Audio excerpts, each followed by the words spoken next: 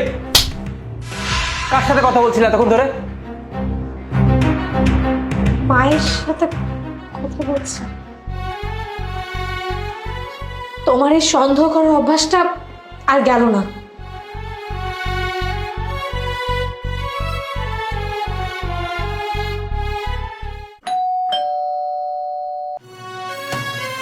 আসসালামু আলাইকুম ম্যাডাম, আপনার পার্সেলটা।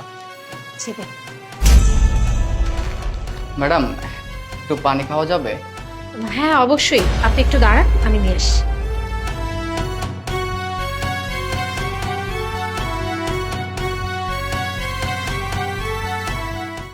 এই যে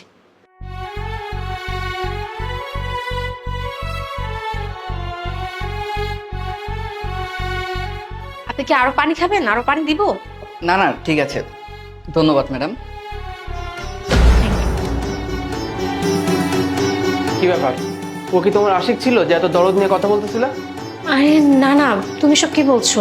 উনি তো ডেলিভারি ম্যান, পার্সেল দেওয়ার জন্য এসেছিল। তো ডেলিভারি ম্যানের সঙ্গে এত দরদ নিয়ে কথা বলার কি আছে? আমি তো তেমন কোনো কথাই বলিনি। আচ্ছা, আর পানিটা খাওয়ানোর কি দরকার ছিল? হ্যাঁ পানি দিয়েছি, সে বললো বাইরে নাকি অনেক গরম পড়েছে, তাই পিপাসা লেগেছে, তাই তাকে পানি দিয়েছি। তার মানে তুমি ওকে পানি খাওয়ানোর দায়িত্ব নিয়ে রেখেছো, তাই তো? আমি তো নিজের চোখেই দেখলাম কত সুন্দর হেসে কথা বলছিলে তুমি ওর সঙ্গে। দেখো এটা নিয়ে এত সিনক্রিয়েট করার তো কিছু নাই।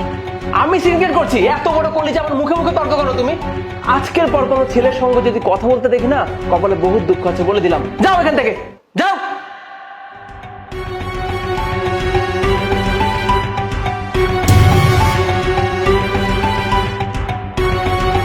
এই হারামজাদি, তোর বয়ফ্রেন্ড কই?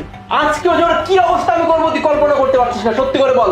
আরে কি বলছো? কিসের বয়ফ্রেন্ড? কিসের বয়ফ্রেন্ড? আমার বন্ধু আমাকে ফোন দিয়ে বলেছে তুই নাকি আমি বাসায় না থাকার পরে এই বাসায় ছেলে মানুষ ঢুকাস। কই তোর বয়ফ্রেন্ড, সত্যি করে বল। ঠিক আছে, বয়ফ্রেন্ড দেখতে চাও তো আসো, আসো বলছি, আসো। দেখো আমি কোন পরপুরুষ নিয়ে আমার বাসায় বসে আছি সেটা তুমি ভালো করে দেখো। আরে তুমি আমাকে কথায় কথায় সন্দেহ করো, তুমি যে কোনো কিছু নিয়ে আমার গায়ে হাত তুলো। সেদিন ডেলিভারি ম্যানের জন্য তুমি আমার গায়ে হাত তুলেছো, কি পেয়েছো তুমি? আর তুমি আমাকে কেন বিশ্বাস করতে পারো না? আমি কি এমন করেছি যে তুমি আমাকে বিশ্বাস করতে পারো না?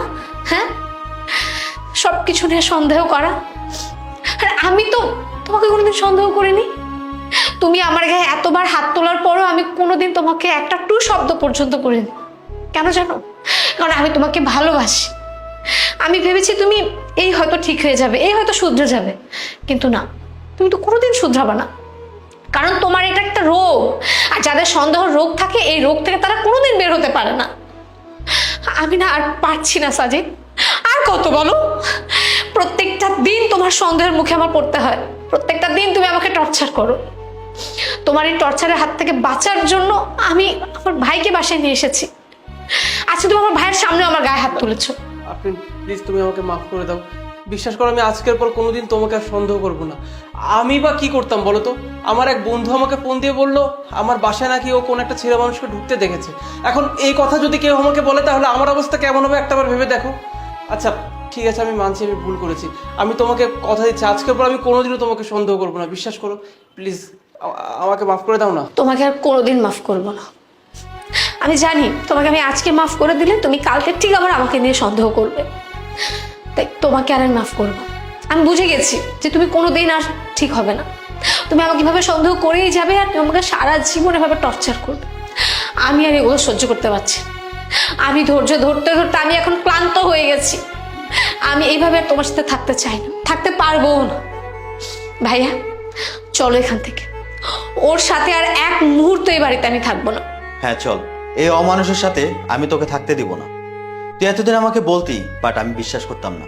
আজ আমার নিজের চোখে সবকিছু ক্লিয়ার হয়ে গেল। চল।